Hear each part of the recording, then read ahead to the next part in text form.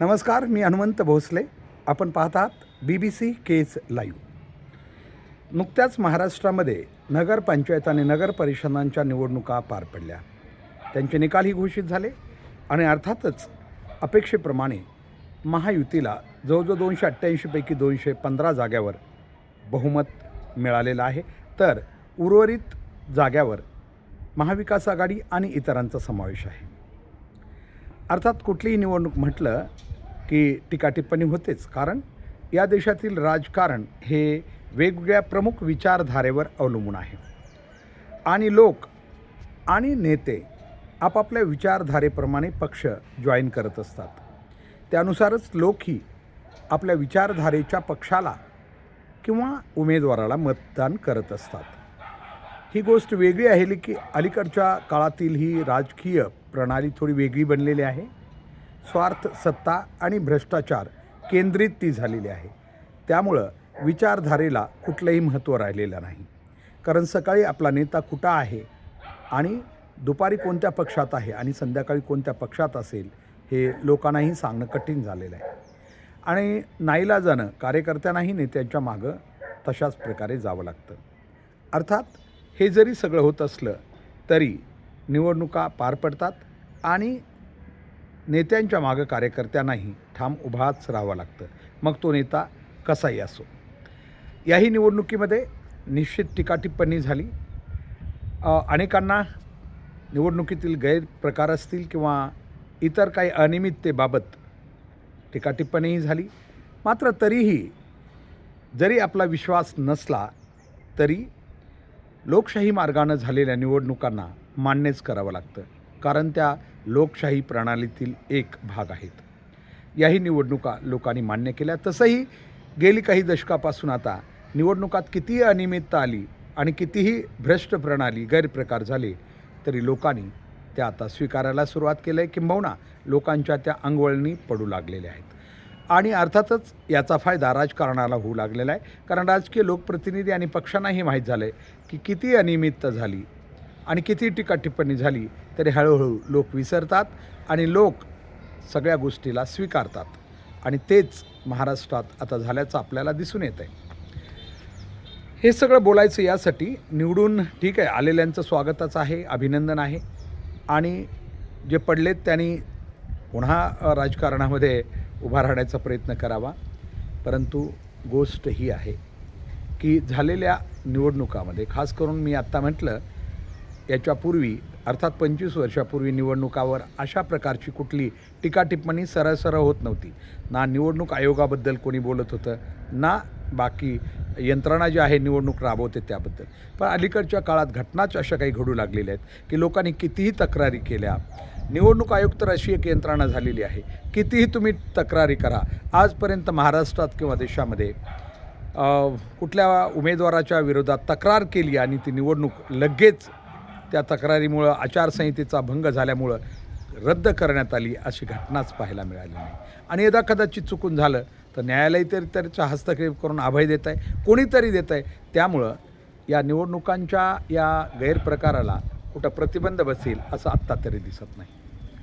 सांगायचं तात्पर्य आहे, निवडणुका होत राहतील. आजचे सत्ताधारी उद्या विरोधक बनतील, उद्या विरोधक जे आहेत ते पुन्हा सत्तेत येतील. हे चक्र चालू राहील, हे बंद राहणार नाही. 2 दिवसाचे आनंद सगळे व्यक्त करत राहतील, ते केला पाहिजे, लोकशाही आहे. परंतु हे चित्र बदलत राहील, परंतु प्रणाली मात्र बदलत नाही ही चिंता आहे. कारण आज जो कोणी आमदार, खासदार किंवा आजचे नगरसेवक, नगराध्यक्ष सत्तेत आलेले आहेत ते उद्या कदाचित नसतील, दुसरे येतील. पण दुसरेही त्याच मार्गाचा अवलंब करू लागलेले आहेत. म्हणजेच एकूण सिस्टम मात्र तीच आहे, फक्त लोक बदलू लागलेले आहेत. आणि म्हणून आपल्याला याबद्दल चिंता वाटते. चिंता याची वाटते की हल्ली नगरसेवक आणि नगराध्यक्षपदांच्या निवडणुकीमध्ये जो या ठिकाणी मतविक्री झाली, अर्थात हे सगळीकडे झालं आहे आणि सगळ्या महाराष्ट्रातील सर्वच नगरपंचायतमध्ये हे झाल्याचं आपल्याला स्पष्ट दिसतं आहे.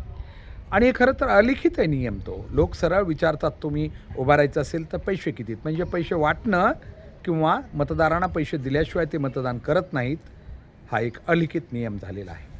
आणि त्यामुळे सामान्य लोक बी जे राजकारणात आम्ही सतत बोलतो की चांगल्या लोकांनी राजकारणात यावं, ते नावही घ्यायला तयार नाहीत, कारण कदाचित आपण यामध्ये बसणारच नाही हे त्यांना अगोदरच माहिती असतं.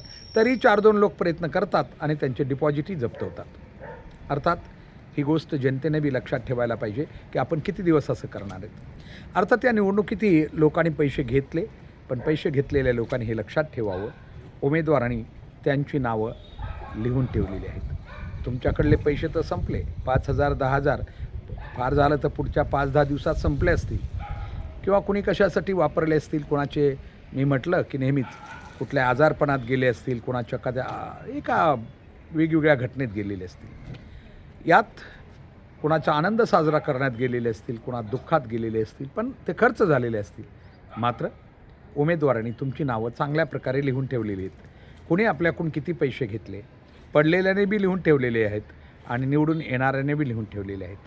आपण तर घेतले की चला याने काय घरचे कमावले नव्हते, हे खरं आहे आपलं, परंतु पैसे घेतल्यामुळं गोष्ट इथं थांबत नाही की तुम्ही पैसे घेतल्यामुळं बाकी सगळं थांबणार आहे. थांबणार तर हे आहे की सार्वजनिक विकास याबद्दल आता तुम्हाला बोलण्याचा कुठलाही अधिकार नाही.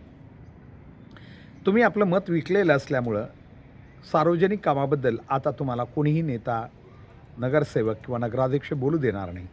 आणि खरं तर बोलण्याचा अधिकार तुमच्याकडे नाही, कारण तुम्ही जेव्हा पैसे घेतलेले आहेत, आता त्याला तेवढे पैसे त्या प्रणालीतून, सत्तेतून काढल्याशिवाय बाकी कामाकडे बघता येणार नाही आहे आणि तो बघूही शकणार नाही.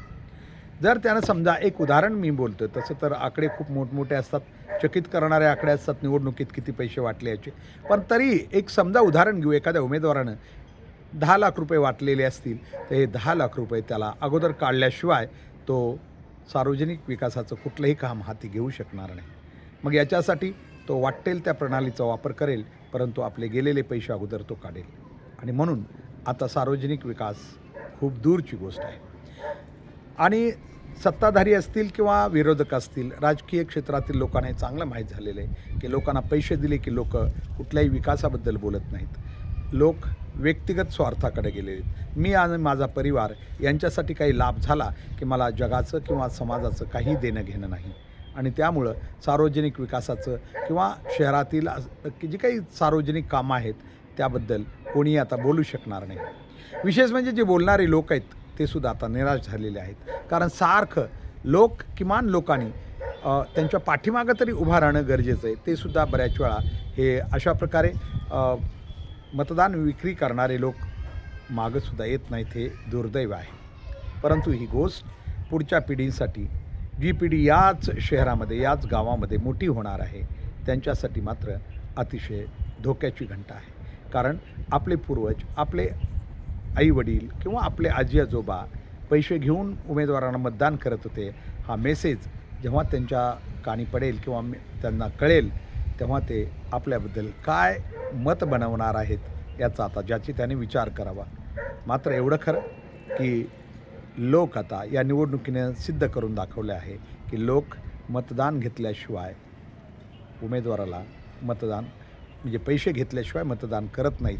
आणि त्यासाठी पैसा हा सर्वस्वी झालेला आहे. म्हणून येणारा प्रत्येक सत्तेतील व्यक्ती, मग तो कोणताही नगराध्यक्ष असो किंवा नगरसेवक असो, आता एकच लक्षात ठेवेल, ज्या समाजानं त्याला निवडून दिलं आहे त्यांनी पैसे घेतलेले आहेत आणि ते पैसे काढल्याशिवाय आणि पुढच्या निवडणुकीला पुन्हा दुप्पट तयारी केल्याशिवाय मला गत्यंतर नाही.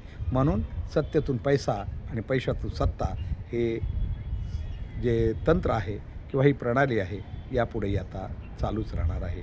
आणि आपण मात्र सामान्य जनता, जे विशेष म्हणजे या सर्व व्हिडिओचा समारोप करण्यापूर्वी मी नक्की सांगेन की समाजात आणखीनही काही लोक आहेत ज्यांच्यावर ही लोकशाही टिकून आहे.